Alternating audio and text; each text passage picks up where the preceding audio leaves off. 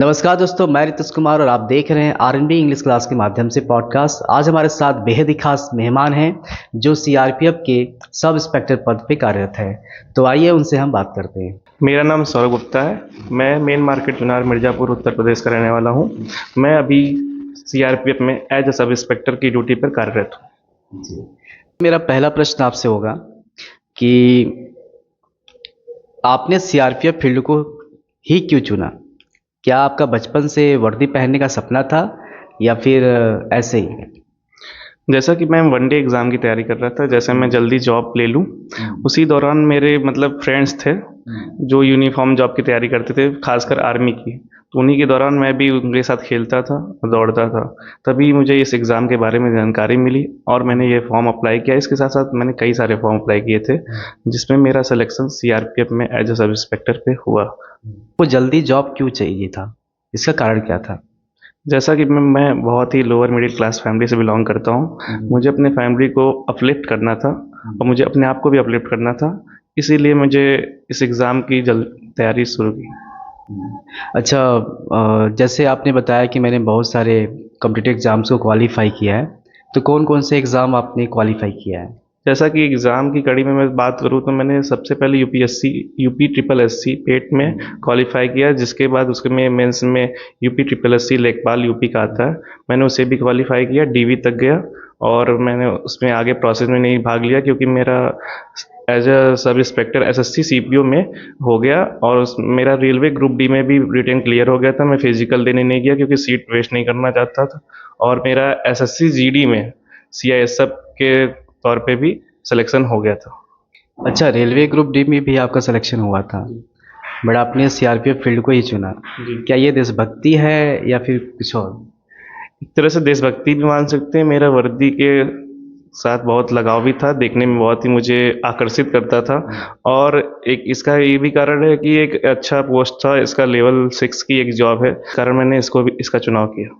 यानी बचपन से आपका यह सपना था कि मुझे वर्दी पहनना है और मुझे अपने देश के लिए कुछ करना है।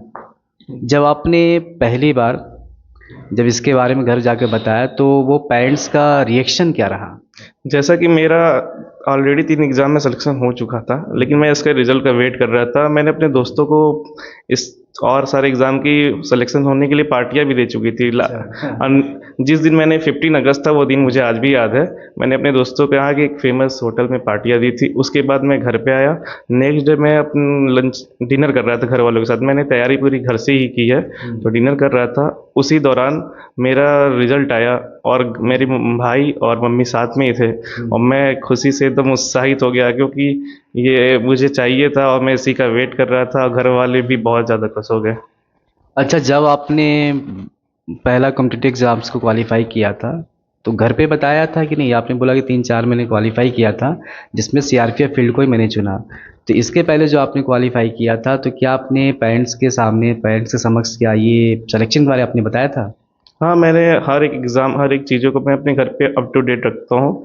मेरे भाई और मेरी मम्मी हमेशा मेरी चीज़ें पूछते रहते हैं, मैं उनको हर एक चीज़ बताते रहता हूँ और उनको इसके बारे में बताया कि मैं इसको क्यों चुन रहा हूँ, क्या ख़ास है इसमें, सारी चीज़ें उनको बताया।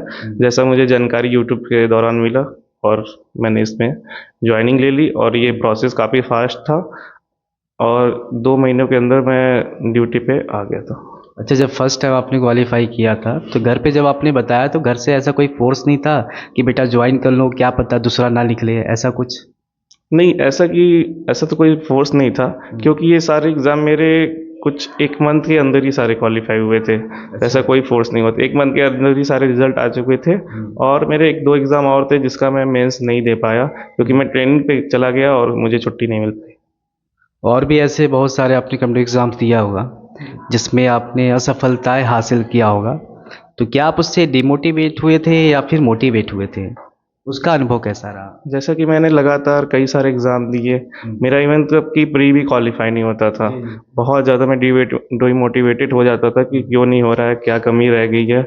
मैं यूट्यूब से देखता था, पता करता था क्योंकि मैं साथ ही साथ दुकान मेरा है, उस पे भी काम करता था और ये सारी चीज़ें दुकान पे, घर पे मेरा भाई जो था मुझे बहुत सपोर्ट करता था। तो मैं तो हार चुका था। मैंने हार मान ली थी कि अब मेरे से नहीं होगा, दुकान ही करते, भाई के साथ बैठते। लेकिन मेरा भाई बोला नहीं, तुम करो, जब तक नहीं करोगे मैं तुम्हारे साथ हूँ, तुमको करना ही पड़ेगा। यानी आज के बच्चे क्या करते हैं, आपने तो अपना दुकान भी देखा, दुकान के साथ साथ आपने तैयारी किया, ये बहुत बड़ी बात है। क्योंकि इस टाइम क्या होता है ना, बड़ा बर्डन टाइप का होता है कि मैं दुकान देखूँ या पढ़ाई करूँ।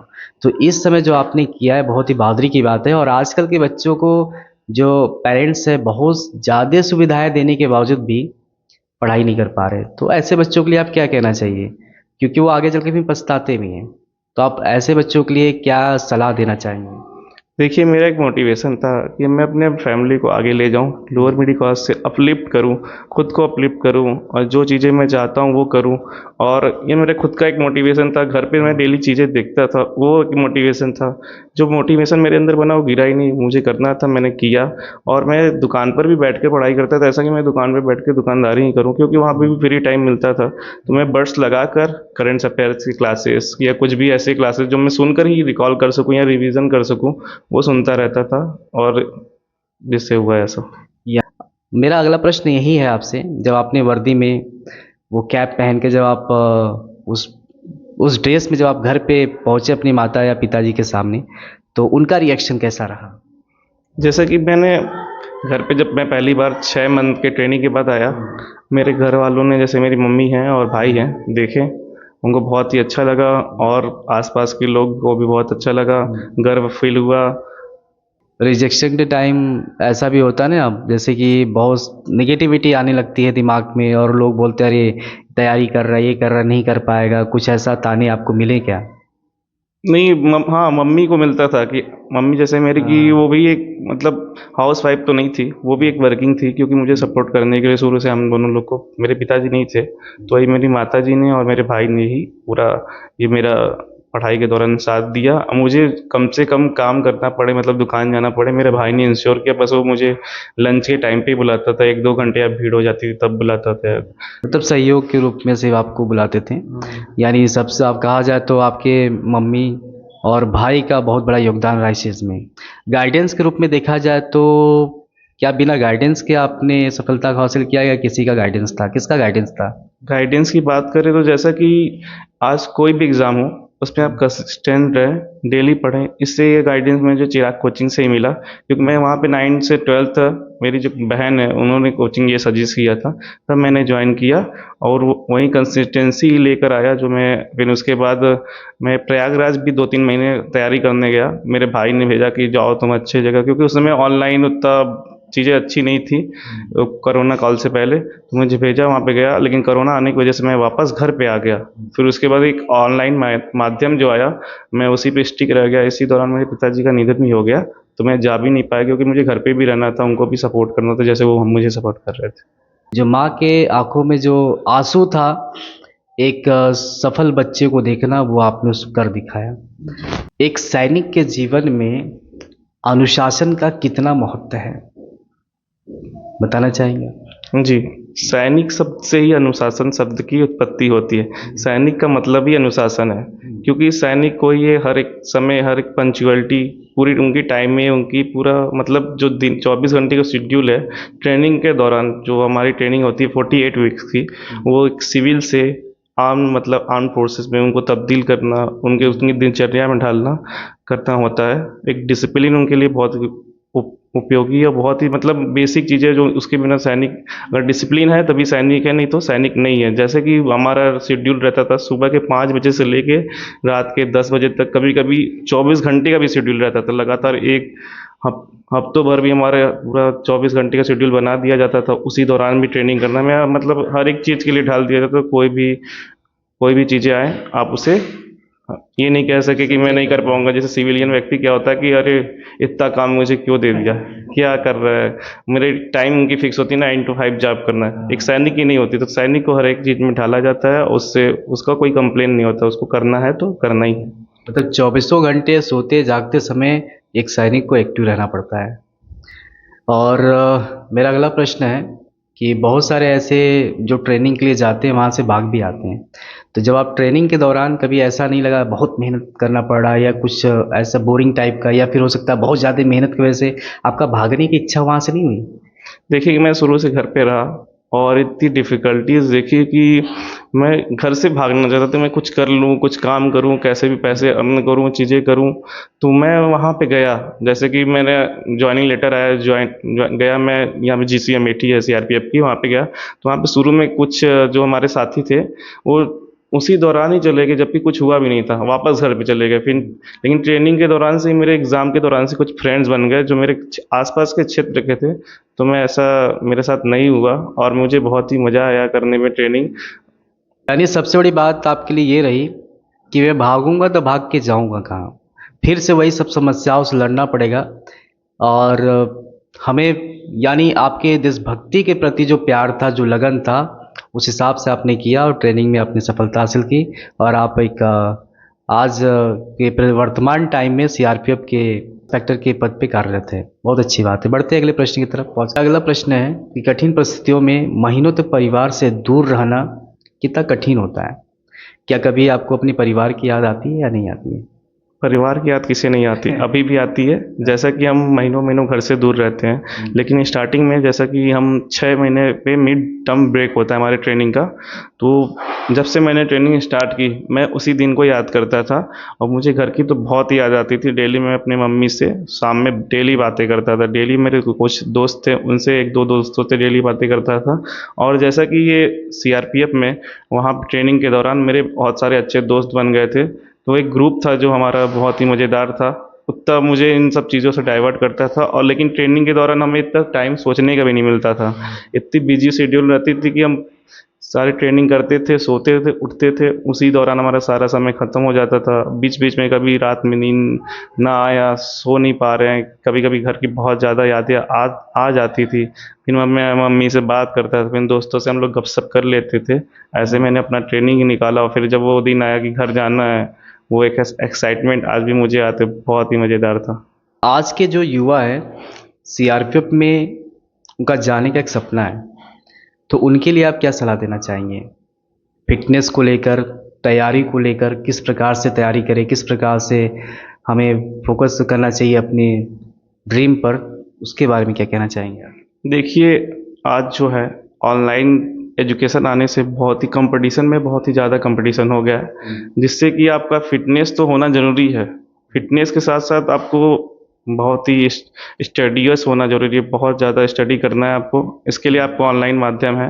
जैसे कि आपको सीआरपीएफ में अगर शामिल होना है, तो इससे 2 एग्ज़ाम होते हैं, 3, ऐसे तो 3 एग्ज़ाम होते हैं। एक यूपीएससी के थ्रू होता है, एक एसएससी के थ्रू होता है। एसएससी के थ्रू दो मीडियम होते हैं, जिसमें दोनों में मैंने सिलेक्शन लिया है। एक एसएससी सीपीओ होता है, जिसमें मेरा सीआरपीएफ एसआई के लिए चयन हुआ।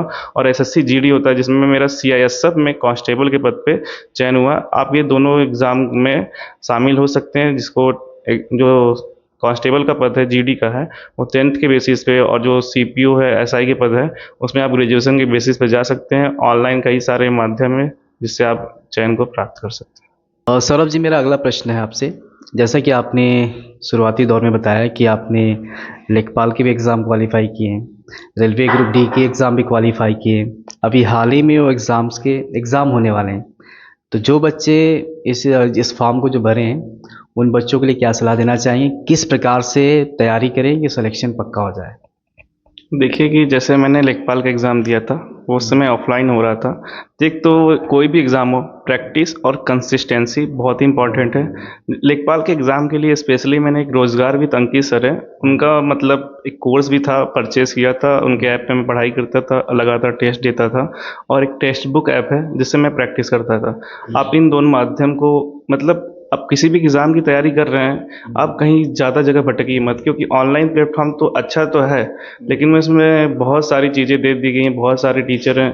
और क्या करते हैं कि जो हमारे साथी हैं, वो कई कभी इधर पढ़ लिया, कभी उधर पढ़ लिया, कुछ भी ऐसे करते रहते। ऐसा कभी नहीं करना है। एक प्लेटफॉर्म से जुड़िए, उन्हीं को प्रॉपर फॉलो करिए। वो अच्छे हों बुरे हों, उससे फ़र्क नहीं पड़ता, क्योंकि कोई भी होता है वो सारा सिलेबस कवर करता है। और जैसा कि रोजगार के भी अंकित सर हैं, वो पूरा ए टू जेड चीज़ें एक ही मतलब फिक्स पैटर्न में पढ़ाते हैं। उनसे आप जुड़कर लेखपाल की तैयारी कर सकते हैं। और मैंने रेलवे ग्रुप डी के लिए कोई स्पेशली मैंने उसकी तैयारी नहीं की थी, क्योंकि सबका एग्ज़ाम पैटर्न लगभग सेम ही होता है। तो मैंने बस टेक्स्ट बुक से प्रैक्टिस की थी, जिससे मेरा रिटन क्लियर हो गया था। लेकिन मैं फिजिकल देने नहीं गया था, सीटें वेस्ट नहीं करना चाहता था इसलिए। तो आप लगन के साथ मेहनत करिए और आपको सफलता जो है ज़रूर मिलेंगी।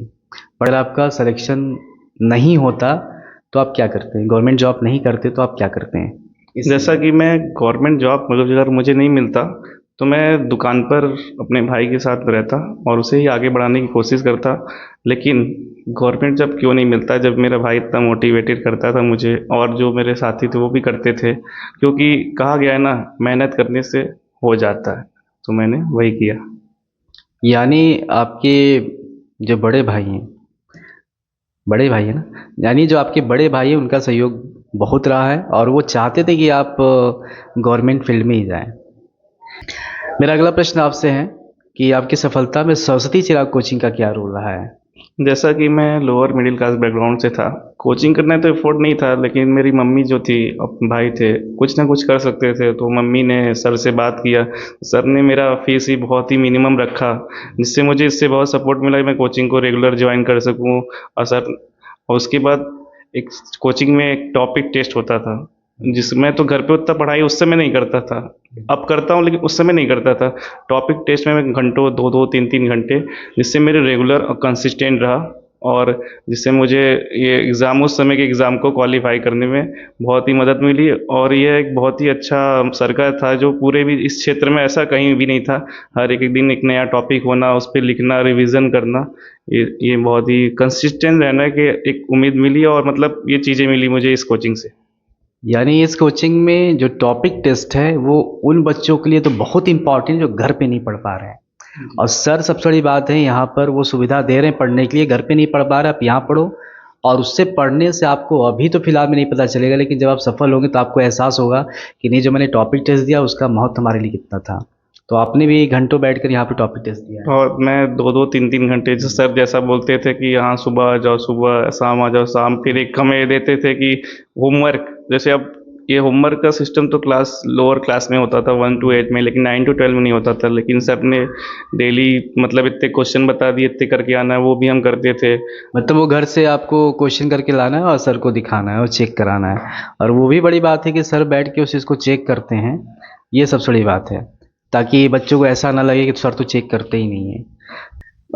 अंत में मोटिवेशन के तौर पे आप क्या कहना चाहेंगे? जैसा कि मोटिवेशन क्या होता है, मोटिवेशन कुछ नहीं होता। सर भी कहते थे कि मेरे को, तू, मेरे चाचा की नमकीन वगैरह की दुकान थी, तू नमकीन ही बेचेगा। तो यहाँ से एक मोटिवेशन मिलती थी। एक घर की मेरी सिचुएशन थी, वो भी एक मोटिवेशन था। तो मोटिवेशन खुद के अंदर होता है, सामने देखने से या सुनने से मोटिवेशन नहीं होता है, उन परिस्थिति को चेंज करना होता है। और फिर कोई भी चीज़ें ऐसी नहीं है जो हम कर नहीं सकते, लगता है नहीं कर पाएंगे, हमें रिजल्ट पे ना फोकस करके अपने चीज़ों को करने में फोकस करना चाहिए। हमें डेली पढ़ना चाहिए। मेन आजकल क्या है, कंसिस्टेंट नहीं रह पाते। एक सोशल मीडिया है जो हमें भटकाव का मार्ग लाता है। जैसा कि आजकल मैं भी इस दौरान से गुजर रहा हूँ, जैसे मुझे आगे भी कुछ करना है, लेकिन सोशल मीडिया जो है भटकाव ला रही है। तो आप मेहनत करिए, मेहनत करने से हो जाता है और हो भी जाएगा। एक कहानी के तौर पे बताना चाहूँगा। एक साइंटिस्ट थे, और ये वीडियोस बहुत ज़्यादा वायरल हो रहा है, हर जगह वायरल हो रहा है। साइंटिस्ट ने क्या किया, एक व्यक्ति को बुलाया और उसको बुलाने के बाद बोला कि मैं आपको एक सांप से कटवाऊंगा। उसके आँख पे पट्टी बांध दिया जाता है और वहाँ पर उसको एक चींटी से कटाया जाता है, और उसके अंत में क्या होता है, उसकी मृत्यु हो जाती है। सांप से नहीं कटाया जाता है, चींटी से कटाया जाता है। फिर जब चेक किया जाता है, एक्सपेरिमेंट किया जाता है, तो एक्सपेरिमेंट से ये पता चलता है कि उसके अंदर विष बन जाता है। यानी पावर ऑफ माइंड, आपके पास दिमाग, पावर इतना है दिमाग का ना, आप जिस तरह सोचेंगे उस तरह बन जाएंगे। यदि सपने के प्रति आपने अपना 100% दिया, उसमें पूरा माइंड सेट आपने लगा दिया, डेफिनेटली उसमें सफलता आपको मिलनी है। उसको मिलने से कोई नहीं रोक सकता है।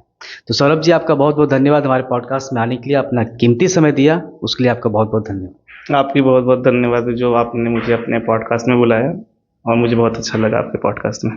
ठीक है।